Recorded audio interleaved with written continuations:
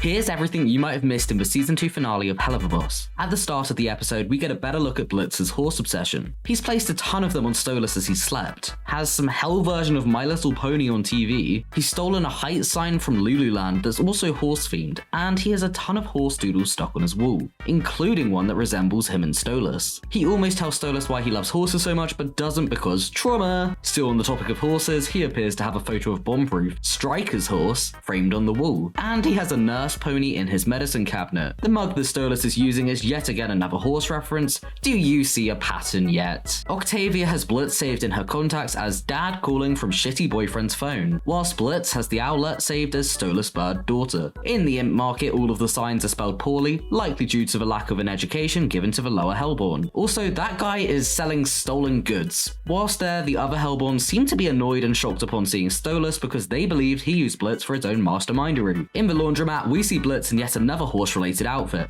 I'm sorry, okay? Can imps have ASD because this man is not acting very neurotypical anymore? We also see this very friendly sign. During the montage sequence of Blitz and Stolas living together for a month, we see Blitz set fire to his kitchen and he flinches due to his trauma surrounding flames. After this, they go to Pride Diner, a diner that has apparently been serving dinners since what appears to be the 1200s, but I'm honestly not sure what that bit of the sign says. In the alleyway, we see 3 sets of graffiti, with one being a reference to the animation studio, Spindlehorse. The clothing store that they rob is called Frock Off. For Sinsmas, all of the Hellborn celebrate their designated sin. Luna is celebrating gluttony by bringing food to the office, whilst Millie and Moxie are fighting to celebrate wrath. However, despite also being an imp, based on the office decorations, we can see Blitz is celebrating greed, as that's the ring he primarily grew up in. In the office, they also have a Sinsmas countdown. The rainbow lights we see used as decorations are that color because each of the rings follow a rainbow in their color scheming. In the meeting room, on the whiteboard, we see that Blitz has drawn a horse version of Stolas with a label saying, "Be nice to him, he's gay." We also see that it's been 3 days since Moxie last sang in the office. There's a ribbon on the monitor because Millie destroyed the last one before the trial and mastermind. When supporting Stolas making his first IMP phone call, for a moment, Blitz is wearing a hat and holding signs that say, "Yas, Queen, I believe in you, and you go, girl." In Stolas' palace, we can see all of his plants have been left to die in a small hallway. The entirety of the palace has become Elsa's castle apart from Via's bedroom, which has retained her star theme. All of Stolas' stuff has been put into a closet, maybe to save it from Stella and Andy's wrath. We can see Via's taking care of some smaller plants, and has also got her old drawings of them hidden away here. Her guitar is also a gift from her dad. Based on her shock to seeing the happy pills, I'm guessing it is Stolas' bedroom closet, but it's hard to tell. The whole "I Will Be Okay" song is a response to Stolas' song "You Will Be Okay" from season 1. In Stolas' journal, he appears to be writing a recounting about him and Blitz. He froze, breath caught in his throat as the other man leaned in. He could feel his warm breath ghosting against the trembling beak. His own breath faltered as their lips touched. His lover's breath hot and needy, their breaths intertwined into one breath. Looking at him as if he had just reunited with an old love. From another angle, the pages appear to swap and we see a drawing of an imp that resembles Blitz slightly, except with hair and a Guisha bird prince. Millie throws up when they arrive on Earth. Spoiler alert, this is because of her being pregnant. Blitz can't seem to bring himself to kill their targets as the situation is identical to his and Stolas's, which is why he imagines them as him, Stolas, and their daughters. In Blitz's daydream, we see a mug that says "It's the Sinton," a Moxie elf doll, and in their stockings they all have things that they like respectively. When Stolas reaches his old palace, we hear a new version of his motif. Blitz calls Androiphus Elsa in reference to Frozen, which is my thing. I did that ages ago, but fine, I'll allow it. Luna has clearly memorized some other spells from the grimoire, including one that turns her into a more wolf-like hellhound. The high five scene is a reference to Spring Broken. We got Stolat's kiss number 4, you noticed that for sure, but it's important, okay? It's important. When Stolats are at the apartment during the time skip sequence, we see Stolas lean into the hug at one point. Moxie's cookies are based off Blitz's drawings of everyone at IMP as horses. Blitz's Christmas tree has a combo of gluttony and greed decor, which is based on him and Luna's backgrounds. It also has plant decorations that look like Stolas' old ones, perhaps an attempt to include Stolas in the celebrations. Millie's Christmas sweater says Sinsmas is Killsmas. Moxie wants to play Monopoly. Millie is pregnant, and all the background neon lights are representative of different sins, as Hellborn aren't native to Pride, so the ones that live there celebrate different ones.